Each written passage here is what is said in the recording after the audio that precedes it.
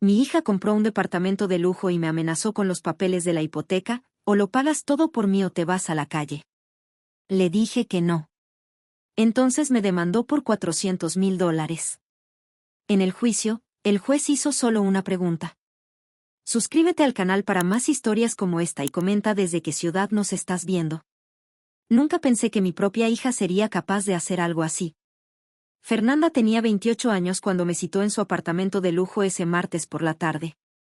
El lugar era impresionante, techos altos, ventanas enormes con vista a la ciudad, muebles que probablemente costaban más que mi renta de todo un año. Pero algo en su sonrisa me inquietaba. Mamá, siéntate, me dijo, señalando el sofá de cuero blanco que se veía tan caro que temía ensuciarlo. Tenemos que hablar de algo importante. Fernanda se veía radiante, como siempre. Su cabello rubio perfectamente peinado, su vestido de diseñador, sus uñas impecables. Era la imagen de la mujer exitosa que yo siempre había soñado que fuera. Pero cuando sacó una carpeta llena de papeles, mi estómago se contrajo. ¿Sabes qué es esto, mamá?, preguntó, abriendo la carpeta sobre la mesa de cristal. Mis ojos se enfocaron en los documentos. Reconocí mi firma inmediatamente. La hipoteca del apartamento. Pero algo estaba mal. Muy mal.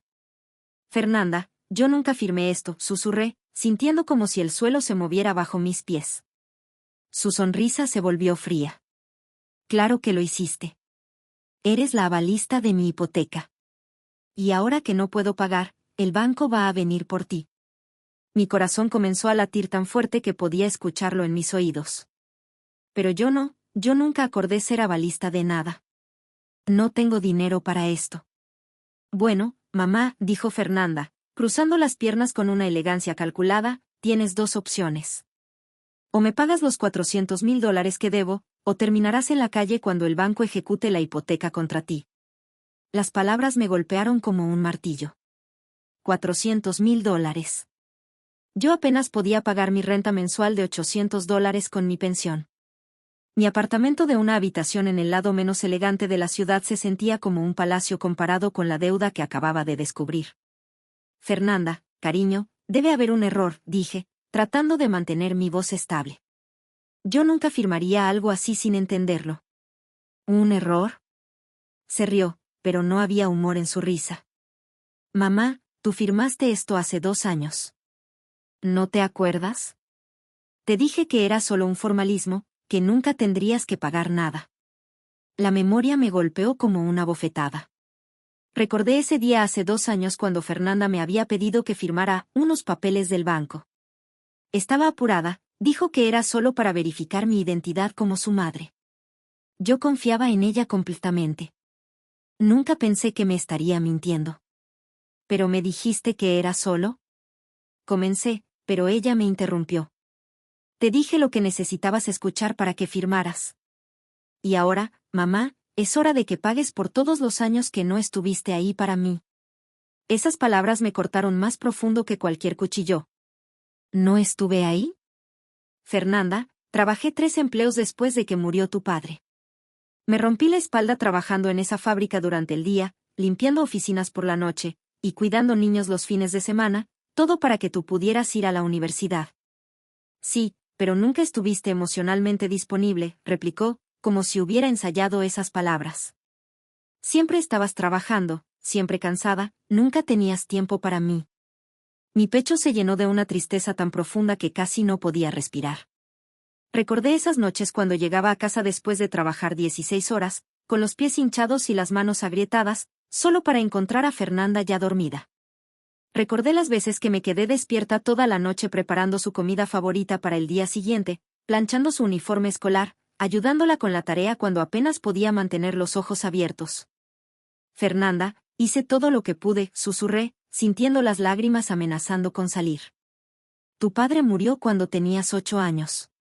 Estaba sola, tratando de criarte y mantenernos a flote.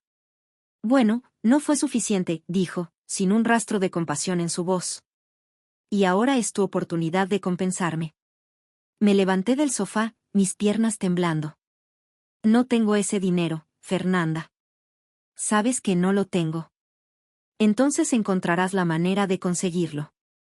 Vende tu apartamento, pide prestado, no me importa cómo lo hagas. Pero si no me pagas, yo no soy responsable de lo que pase. La miré a los ojos, buscando algún rastro de la niña que había criado, la niña que solía abrazarme y decirme que era la mejor mamá del mundo. Pero todo lo que vi fue frialdad. Cálculo. Como si fuera una extraña que le debía dinero. Tienes un mes, dijo, guardando los papeles en la carpeta. Después de eso, mi abogado se hará cargo del asunto. Salí de ese apartamento sintiéndome como si hubiera envejecido 10 años en una hora. En el elevador, mi reflejo en las puertas de acero me mostró a una mujer de 65 años que se veía derrotada, confundida, traicionada por la persona que más amaba en el mundo. Durante el viaje de regreso a mi apartamento, las memorias me inundaron como una avalancha. Recordé el día que nació Fernanda, como la sostuve en mis brazos y juré que haría cualquier cosa por protegerla. Recordé sus primeros pasos, sus primeras palabras, su graduación de la preparatoria donde lloré de orgullo mientras ella recibía su diploma. ¿Dónde había fallado? ¿En qué momento mi hija se había convertido en esta persona fría y calculadora que podía chantajearme sin pestañear? Esa noche, sentada en mi pequeña cocina con una taza de té frío entre mis manos, miré los pocos ahorros que tenía, $3,200. Ni siquiera alcanzaba para cubrir el 1% de lo que Fernanda me estaba exigiendo. No sabía qué hacer. No sabía a quién recurrir. Todo lo que sabía era que mi propia hija acababa de convertirse en mi peor pesadilla. Una semana después de esa confrontación, Fernanda comenzó su campaña de presión. No me llamó directamente, en su lugar, empezó a enviar abogados. El primero llegó a mi puerta un jueves por la mañana. Era un hombre alto y delgado, vestido con un traje que probablemente costaba más que mi carro. Me entregó una carta formal exigiendo el pago inmediato de la deuda. Señora Rosa, me dijo con una sonrisa que no llegaba a sus ojos, mi cliente está siendo muy generosa al darle tiempo adicional. Pero necesitamos una respuesta definitiva. No tengo ese dinero, le dije, sintiendo como mi voz temblaba. Y nunca entendí que estaba firmando como avalista. El abogado sacó una grabadora pequeña. ¿Está usted negando que firmó los documentos voluntariamente?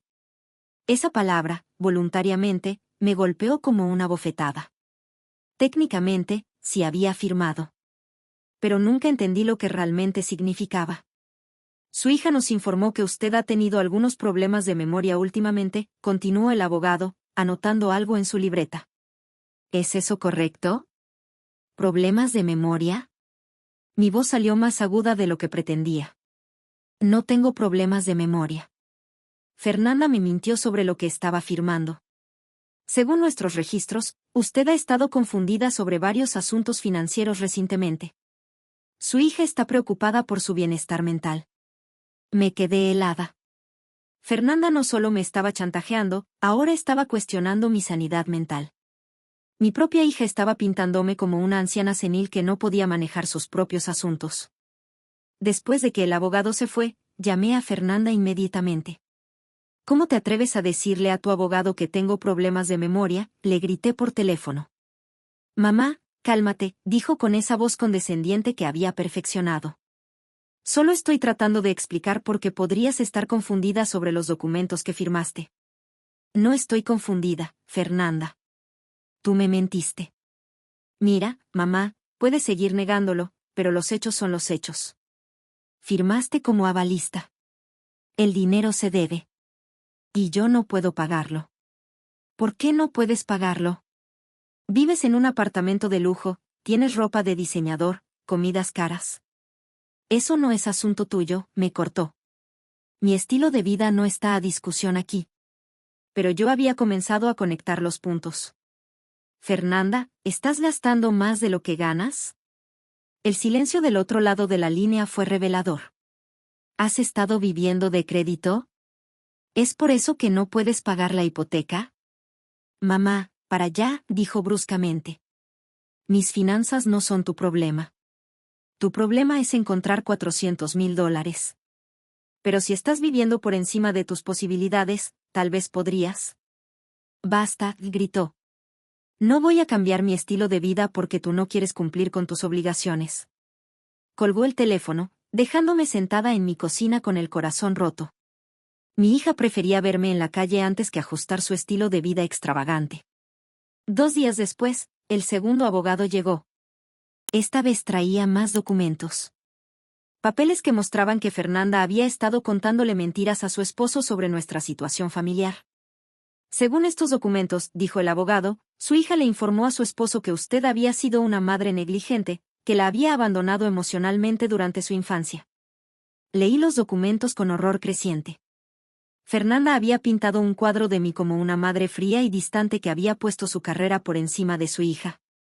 Había contado historias de cómo llegaba a casa borracha, mentira, de cómo la dejaba sola por días, otra mentira, de cómo nunca la apoyé en sus estudios, la mentira más grande de todas. ¿Por qué me está mostrando esto?, pregunté.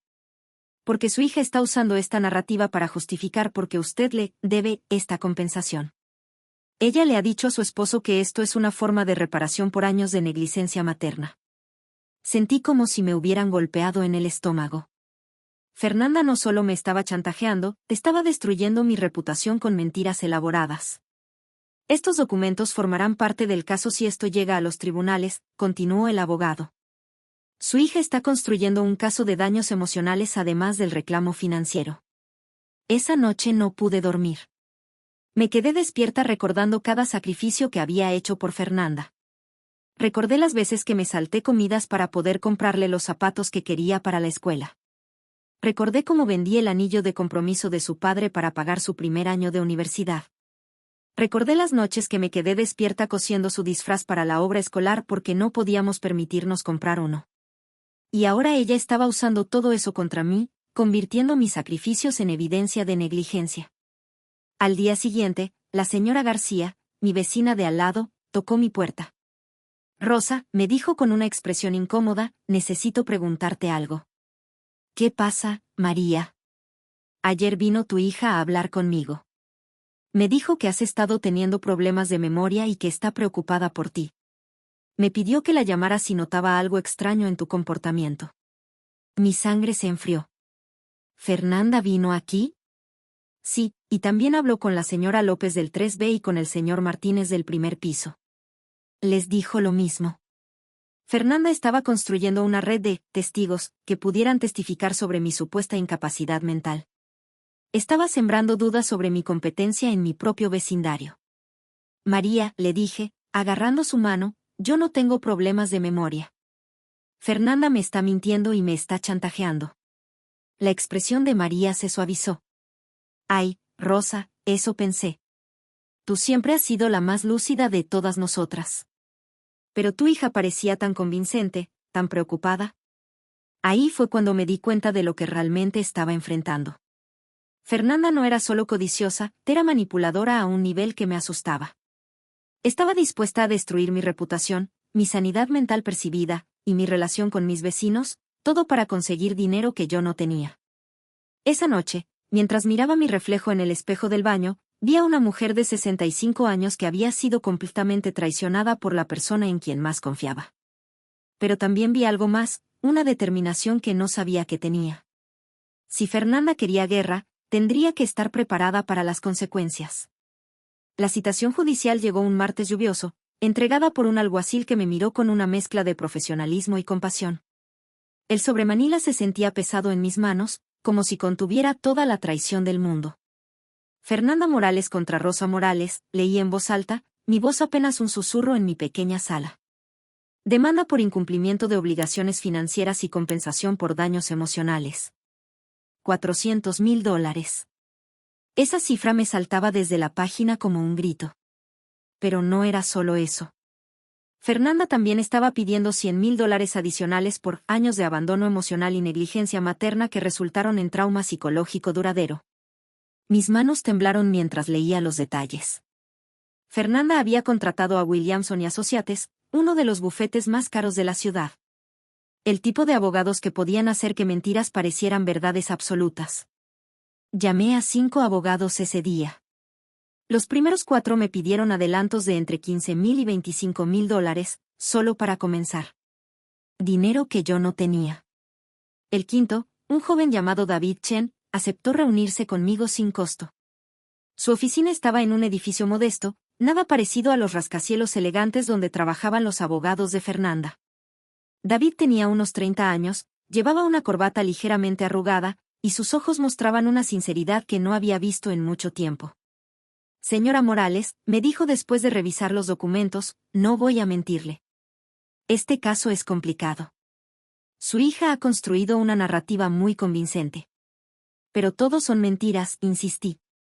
Yo nunca la abandoné. Trabajé 3 empleos para criarla sola. David asintió, tomando notas. Lo creo. Pero necesitamos pruebas. ¿Tiene documentos de esos trabajos? ¿Recibos de pago? ¿Alguien que pueda testificar sobre su dedicación como madre? Me quedé en silencio. Había pasado tanto tiempo desde aquellos años difíciles. Muchos de mis compañeros de trabajo habían muerto o se habían mudado. Los recibos de pago de hace 20 años estaban perdidos hace mucho tiempo. Haré lo que pueda con un pago mínimo, dijo David. Pero debo advertirle, los abogados de su hija van a ser despiadados. Van a pintar un cuadro de usted como una madre negligente que ahora está tratando de evadir sus responsabilidades. Salí de esa oficina sintiéndome más sola que nunca. En el autobús de regreso a casa, noté las miradas de otros pasajeros. ¿Sabían algo? ¿Fernanda había estado esparciendo sus mentiras más allá de mi vecindario? Mi sospecha se confirmó cuando llegué a mi edificio. La señora López me detuvo en el lobby. Rosa, me dijo, evitando mi mirada, mi sobrina es enfermera en el Hospital General. Me dijo que tu hija estuvo ahí preguntando sobre tu historial médico. Mi sangre se heló. ¿Qué tipo de preguntas? Sobre tu salud mental.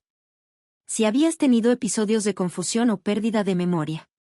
Fernanda estaba investigando mi historial médico, buscando cualquier cosa que pudiera usar para pintar un cuadro de deterioro mental. Era meticulosa en su crueldad. Esa noche, mientras revisaba mis pocos documentos personales, encontré algo que me hizo llorar, cartas que Fernanda me había escrito durante su primer año de universidad. Querida mamá, decía una de ellas, gracias por todos los sacrificios que has hecho por mí. Sé que trabajas tan duro para que yo pueda estar aquí. Te amo más que a nada en el mundo.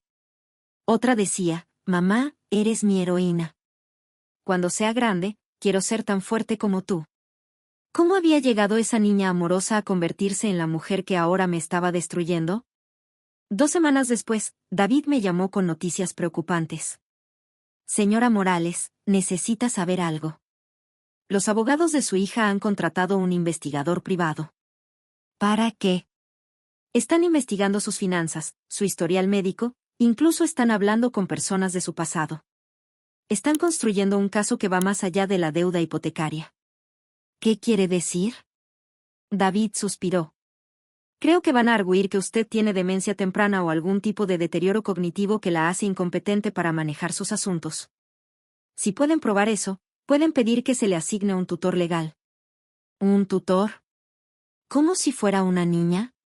Y adivine quién se postularía para ser ese tutor. Fernanda. Mi propia hija estaba tratando de quitarme mi independencia legal para poder controlar completamente mis finanzas. Hay más, continuó David.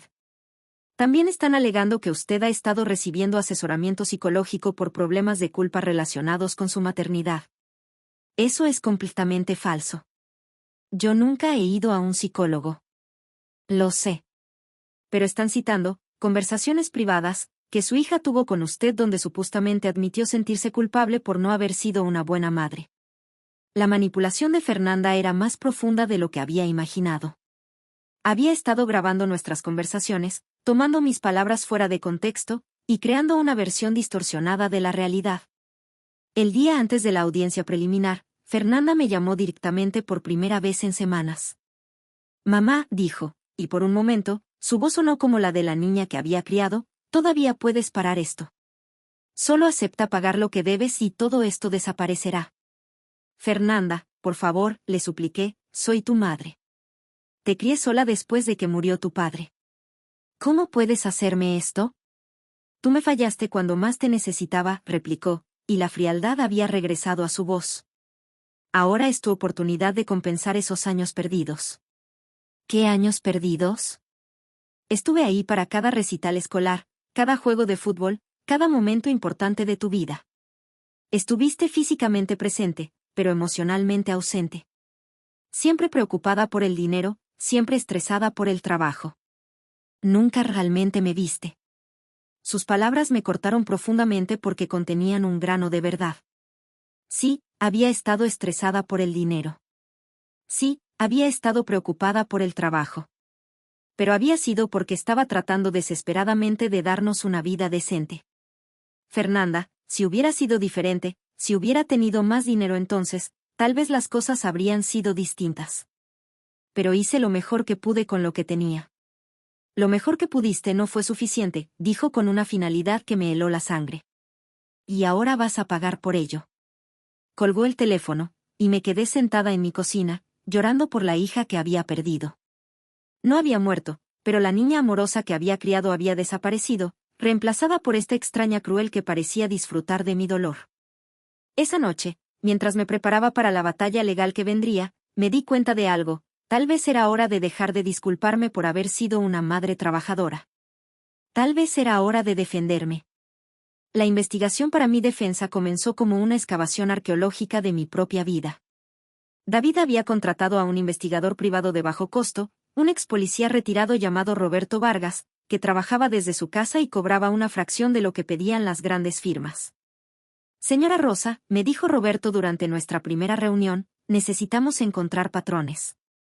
Si su hija está haciendo esto con usted, es probable que haya mostrado este comportamiento antes.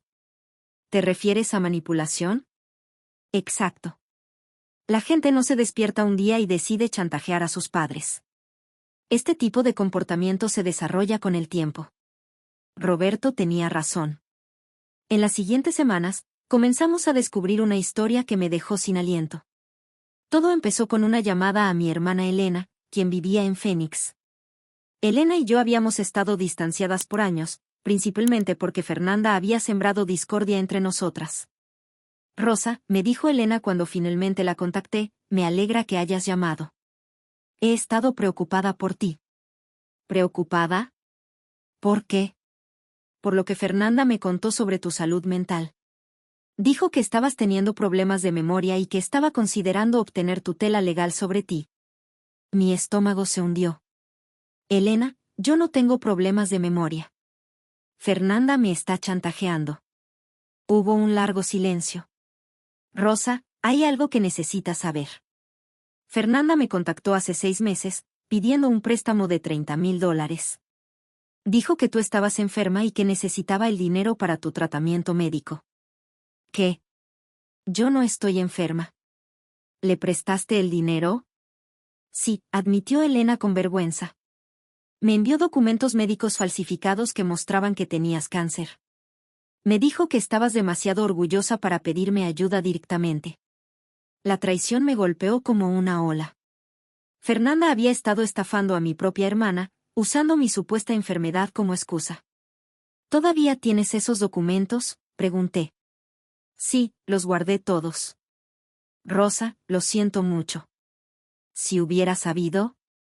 No es tu culpa, Elena. Fernanda nos engañó a ambas. Pero eso fue solo el comienzo. Roberto siguió investigando y descubrió una red de mentiras que se extendía por años. Señora Rosa, me dijo Roberto una semana después, su hija tiene un historial. Encontré 3 demandas civiles previas en su contra por incumplimiento de contratos y fraude menor. ¿3 demandas? Una fue de su universidad. Aparentemente, falsificó transcripciones para obtener una beca que no merecía. Otra fue de un exnovio que la acusó de robar $15,000 de su cuenta bancaria conjunta. La tercera fue de una empresa de tarjetas de crédito por declaraciones falsas en su aplicación. Cada revelación me dolía más que la anterior. La hija que había criado, en quien había confiado ciegamente, había estado viviendo una vida de engaños durante años. Hay más, continuó Roberto. Hablé con su ex esposo, Miguel. Se divorciaron hace 2 años. Sí, Fernanda me dijo que fue porque él era abusivo. Roberto meneó la cabeza. Según Miguel, se divorciaron porque ella había estado falsificando su firma en documentos financieros. Aparentemente, había contraído deudas de más de $200,000 sin que él lo supiera. $200,000. Tarjetas de crédito, préstamos personales, líneas de crédito. Todo a sus espaldas. Cuando él se enteró y pidió el divorcio, ella trató de demandarlo por violencia doméstica, pero no pudo probar nada. Mi cabeza daba vueltas. ¿Por eso necesita el dinero ahora? ¿Por esas deudas? Es probable. Y aquí está la parte que realmente va a dolerle. Miguel me dijo que Fernanda había estado planeando usar a usted como avalista desde antes del divorcio. Aparentemente, le dijo que su madre era fácil de manipular y que sería el plan de respaldo perfecto, punto. Esas palabras me atravesaron como dagas. Mi propia hija había estado planeando usarme como su escape financiero durante años. Yo no era su madre, era su última víctima disponible. Roberto, le dije, con la voz quebrada, ¿cómo no me di cuenta? ¿Cómo pude ser tan ciega? Señora Rosa, los manipuladores expertos son muy buenos en lo que hacen. Especialmente cuando la víctima los ama incondicionalmente. Pero las revelaciones no habían terminado. Roberto había logrado contactar a algunos de los antiguos compañeros de trabajo de Fernanda. Una de sus ex colegas, Sara Martínez, me contó algo interesante, me dijo Roberto. Aparentemente, Fernanda solía hablar mal de usted en el trabajo. Les decía a sus compañeros que usted era una madre tóxica que la había dañado emocionalmente. ¿Qué tipo de cosas decía? Roberto consultó sus notas. Que usted la había abandonado emocionalmente durante su infancia. Que era alcohólica. Que había tenido múltiples novios abusivos que ella había tenido que soportar. Que usted la culpaba por la muerte de su padre. Cada mentira era más hiriente que la anterior. Roberto, nada de eso es verdad. Yo nunca he bebido alcohol en exceso. Nunca tuve un novio después de que murió mi esposo. Y nunca culpé a Fernanda por la muerte de su padre. Lo sé, señora. Pero lo que me preocupa es el patrón.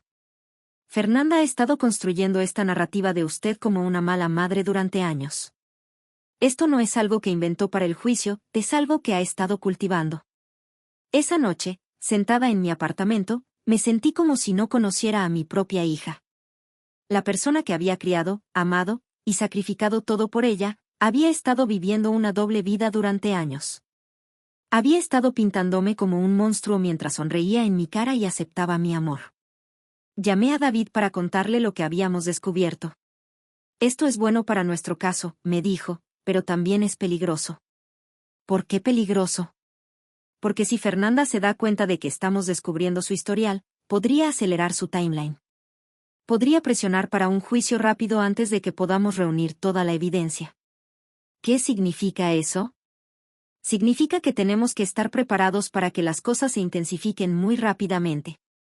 Como si hubiera estado escuchando nuestra conversación, mi teléfono sonó esa misma noche. Era Fernanda. Mamá, me dijo, y su voz sonaba diferente. Más fría, más calculada. Escuché que has estado haciendo preguntas sobre mí. Mi sangre se heló. Fernanda, yo solo estoy tratando de defenderme. ¿Defender de qué? ¿De cumplir con tus obligaciones como madre? ¿De tus mentiras? He descubierto lo que realmente has estado haciendo, Fernanda.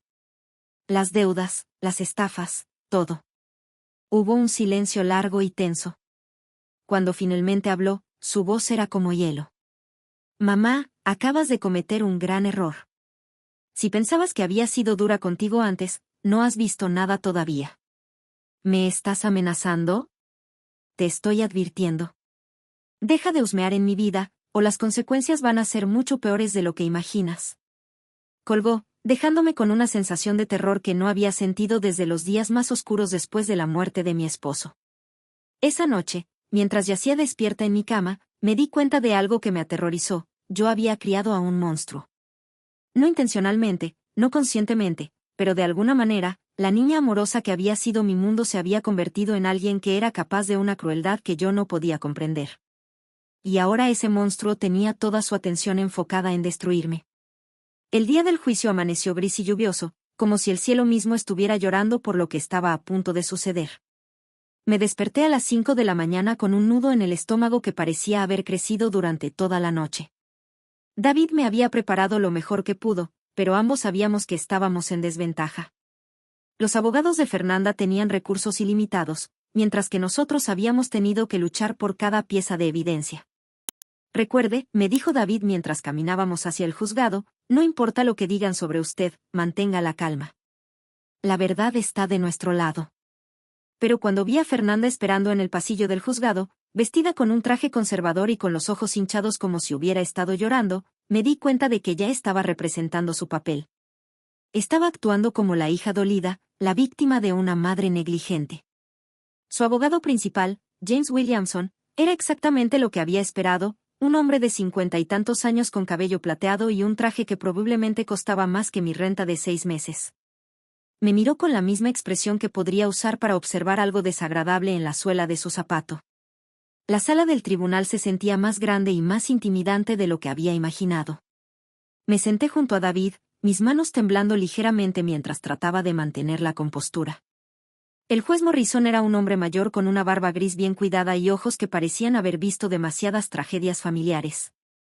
Cuando llamó al caso, su voz resonó por toda la sala.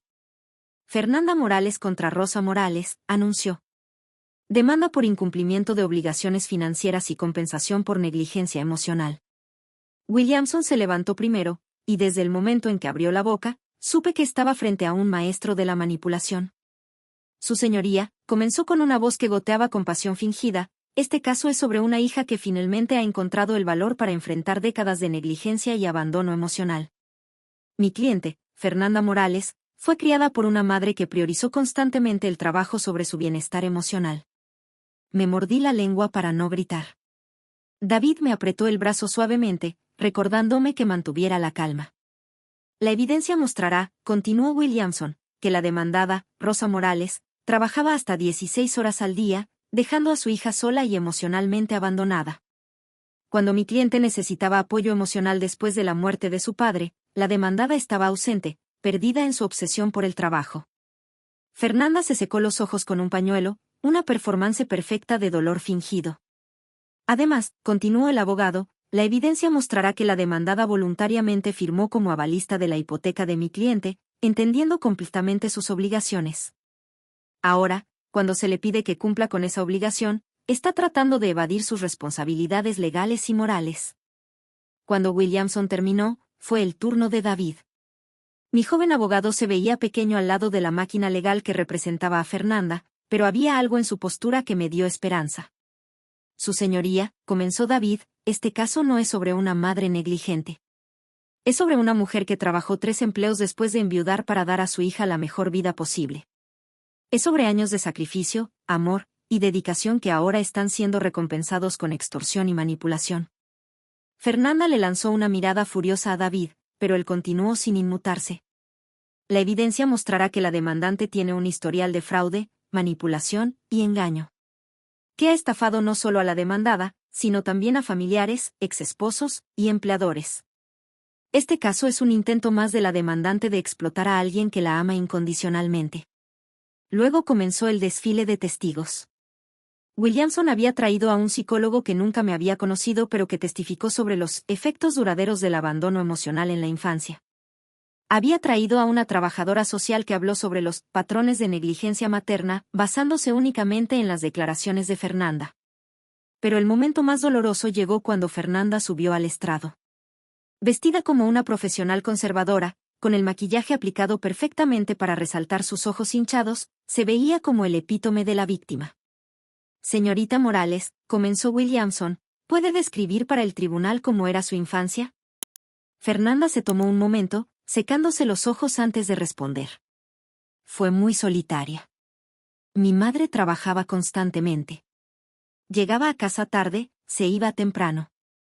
Cuando estaba en casa, estaba demasiado cansada o estresada para prestar atención a mis necesidades emocionales.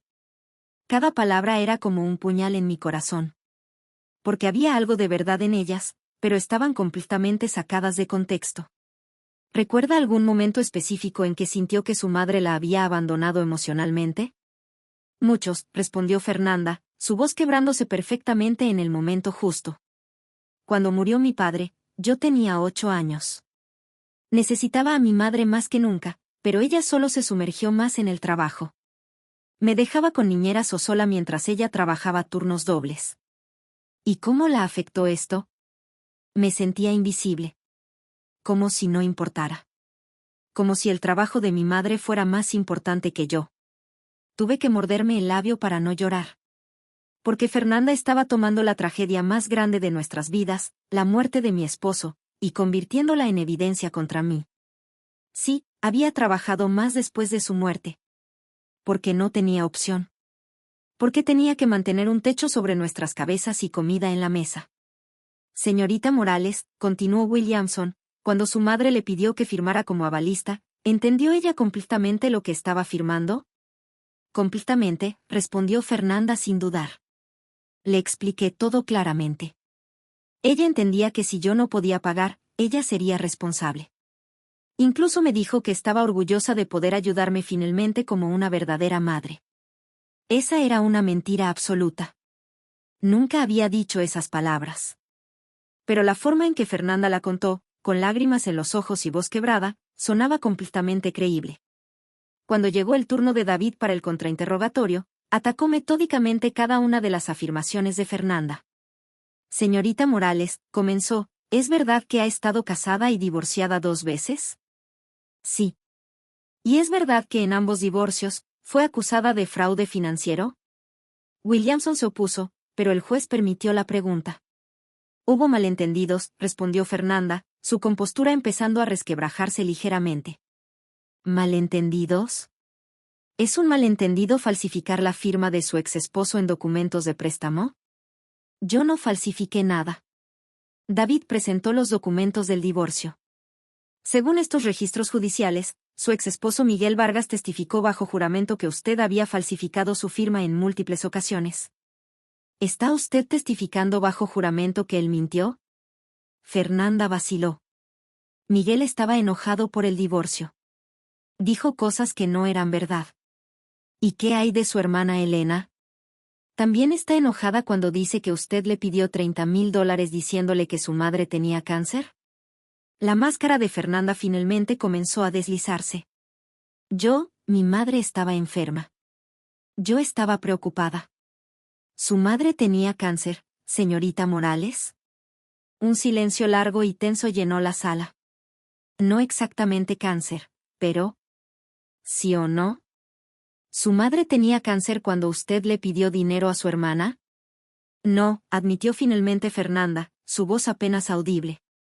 David había logrado mostrar las grietas en su historia, pero yo sabía que no era suficiente.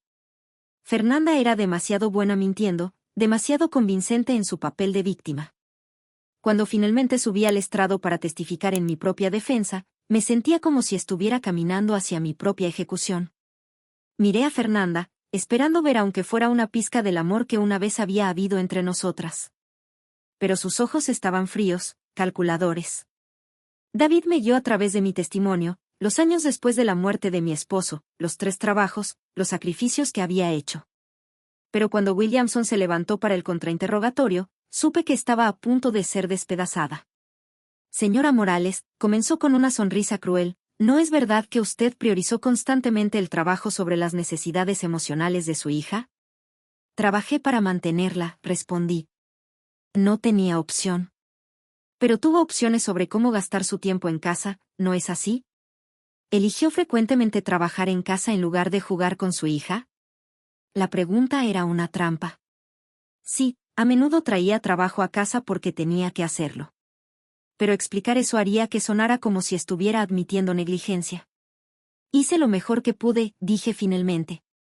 ¿Su mejor esfuerzo incluyó dejar a su hija de 8 años sola en casa mientras usted trabajaba turnos nocturnos? Ella nunca estaba sola. Siempre había una niñera. Una niñera que costaba dinero que ustedes apenas tenían, ¿correcto? ¿No habría sido mejor quedarse en casa con su hija en lugar de gastar dinero en cuidado infantil? Cada pregunta era un callejón sin salida. Si admitía que necesitaba el dinero, parecía que había elegido el dinero sobre mi hija. Si negaba que necesitaba el dinero, parecía que había trabajado por razones egoístas. Después de horas de testimonio, me bajé del estrado sintiéndome completamente derrotada. Fernanda había construido su caso perfectamente, y yo había caminado directamente hacia su trampa. Durante el receso, David trató de ser optimista, pero podía ver la preocupación en sus ojos. Todavía tenemos una oportunidad, me dijo. El juez parece estar escuchando realmente. Pero cuando regresamos a la sala, supe que algo había cambiado. El juez Morrison se veía pensativo, estudiando cuidadosamente los documentos frente a él. Antes de escuchar los argumentos finales, dijo el juez, tengo una pregunta para la demandante. Fernanda se enderezó, claramente esperando una pregunta rutinaria. El juez la miró directamente a los ojos, y por primera vez en todo el día, vi incertidumbre en la cara de mi hija. Señorita Morales, dijo el juez con una voz que cortó el aire como un cuchillo, ¿dónde estaba usted cuando su madre tuvo neumonía el año pasado? El silencio que siguió a la pregunta del juez fue ensordecedor. Vi cómo el color se drenaba del rostro de Fernanda, sus ojos moviéndose desesperadamente entre su abogado y el juez. Era la primera vez en todo el proceso que la había visto verdaderamente sorprendida. Perdón, su señoría, tartamudeó, claramente tratando de ganar tiempo. Es una pregunta simple, señorita Morales, repitió el juez Morrison, su voz firme pero no hostil. El año pasado, su madre estuvo hospitalizada con neumonía durante 2 semanas. Los registros médicos muestran que estuvo en cuidados intensivos durante 4 días. ¿Dónde estaba usted durante ese tiempo? Mi corazón comenzó a latir más rápido. Recordaba perfectamente esos días terribles en el hospital. La fiebre que no bajaba, la dificultad para respirar, los médicos que no estaban seguros de si sobreviviría. Había estado completamente sola.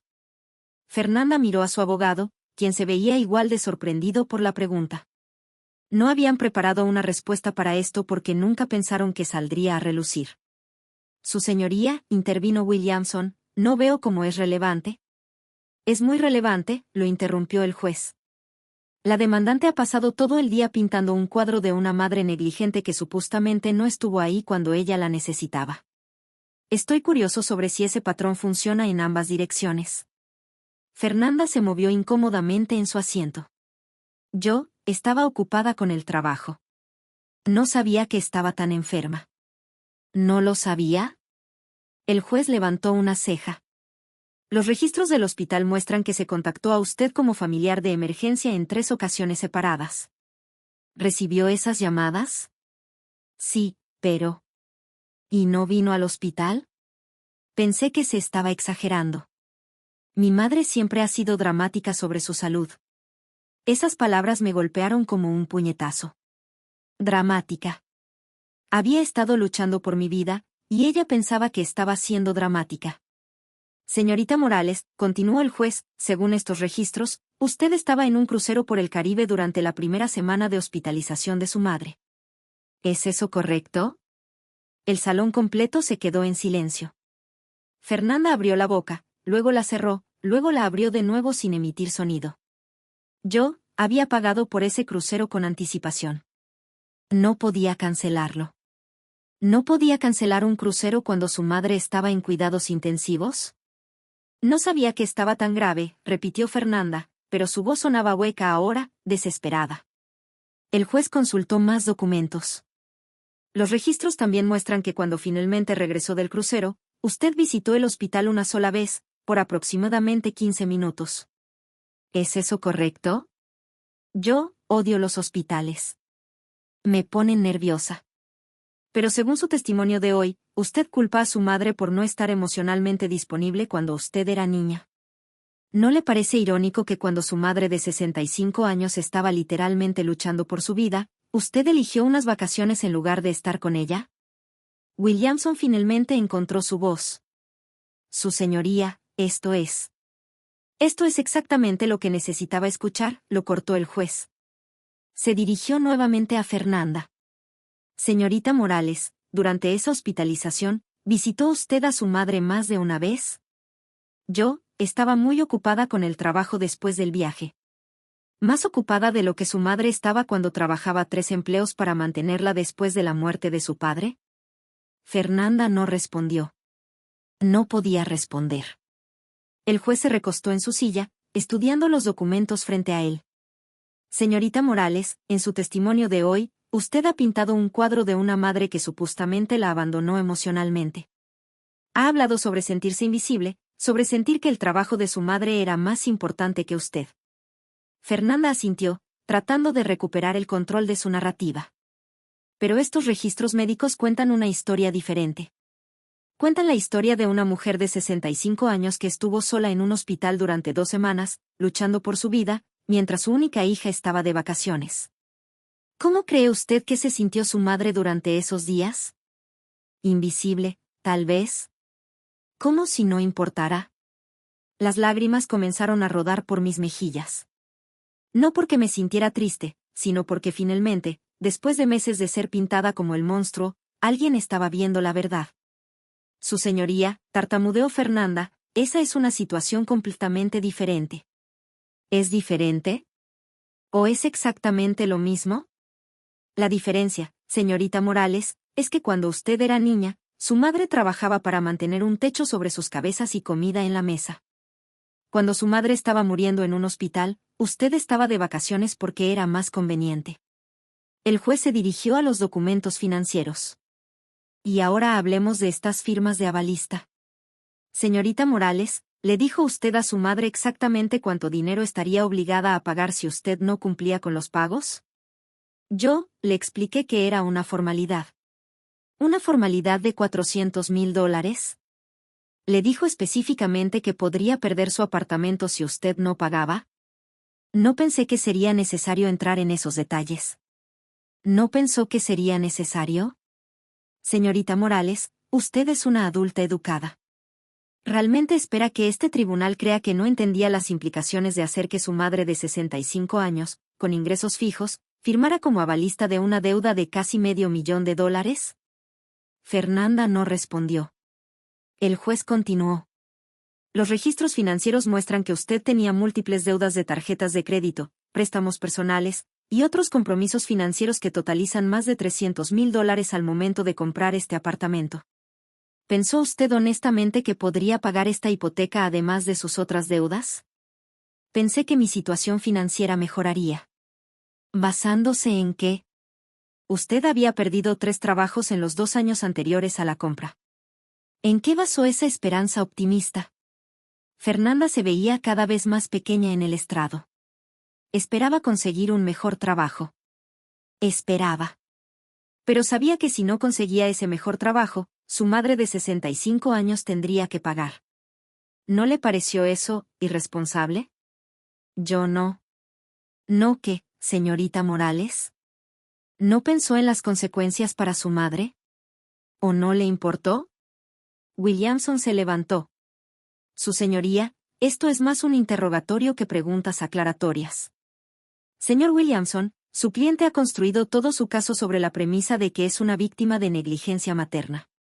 Estoy simplemente estableciendo el contexto completo de esta relación madre-hija. El juez se dirigió nuevamente a Fernanda. Señorita Morales, una pregunta final. Durante la hospitalización de su madre el año pasado, ¿alguna vez se disculpó por no haber estado ahí? ¿Alguna vez reconoció que tal vez ella necesitaba apoyo emocional tanto como usted había necesitado de niña? Fernanda no respondió por un largo momento. Cuando finalmente habló, su voz era apenas audible. No. Gracias, señorita Morales. Puede bajar del estrado. El juez tomó un receso de 20 minutos antes de dar su veredicto. Durante ese tiempo, Fernanda y sus abogados hablaron en susurros urgentes. Podía ver la pánico en sus ojos. Por primera vez, se daba cuenta de que podría perder. David me apretó la mano. Creo que tenemos una oportunidad real, me susurró. Cuando el juez regresó, su expresión era seria pero decidida. Este caso, comenzó, es fundamentalmente sobre la naturaleza de las obligaciones familiares. La demandante argumenta que su madre le debe compensación por supuesta negligencia emocional durante su infancia. Después de revisar toda la evidencia y escuchar los testimonios, he llegado a varias conclusiones. Mi corazón latía tan fuerte que estaba segura de que todos en la sala podían escucharlo. Primero, respecto a la deuda hipotecaria, encuentro que la demandante obtuvo la firma de la demandada como avalista bajo premisas falsas. La demandante no reveló completamente el alcance de sus otras deudas ni la probabilidad real de que no podría cumplir con los pagos. Esto constituye una representación falsa. Fernanda se enderezó bruscamente en su silla. Segundo, respecto a las alegaciones de negligencia emocional, aunque es cierto que la demandada trabajó largas horas después de enviudar, la evidencia muestra claramente que lo hizo por necesidad económica, no por negligencia hacia su hija. La demandada sacrificó su propia comodidad y bienestar para proveer para su familia. El juez hizo una pausa, mirando directamente a Fernanda. Además, la evidencia reciente sobre el comportamiento de la demandante durante la hospitalización de su madre sugiere un patrón de insensibilidad hacia las necesidades emocionales que contradice directamente sus alegaciones contra su madre. Fernanda se había puesto pálida. Por lo tanto, este tribunal rechaza la demanda en su totalidad. La demandada no tiene obligación de pagar la deuda hipotecaria, ya que fue obtenida bajo premisas falsas. Las alegaciones de daños emocionales son rechazadas por falta de mérito. Sentí como si un peso enorme hubiera sido levantado de mis hombros. Pero el juez no había terminado. Además, basándose en la evidencia de representación falsa y el patrón de comportamiento manipulativo mostrado durante este proceso, este tribunal está remitiendo este caso al fiscal del distrito para investigación por posible perjurio y fraude. Fernanda se levantó abruptamente. Esto es ridículo. Ella es mi madre. Me debe. Señorita Morales, la interrumpió el juez firmemente, lo único que su madre le debe es el amor que ya le ha dado durante 28 años. Lo único que usted le debe a ella es el mismo amor y respeto que ha estado exigiendo para usted misma. Salí del juzgado sintiéndome como si hubiera nacido de nuevo. Fernanda y sus abogados se apresuraron a salir por una puerta lateral, evitando el contacto visual conmigo. David estaba radiante. Rosa, lo logramos. No solo ganamos, sino que el juez vio exactamente lo que estaba pasando.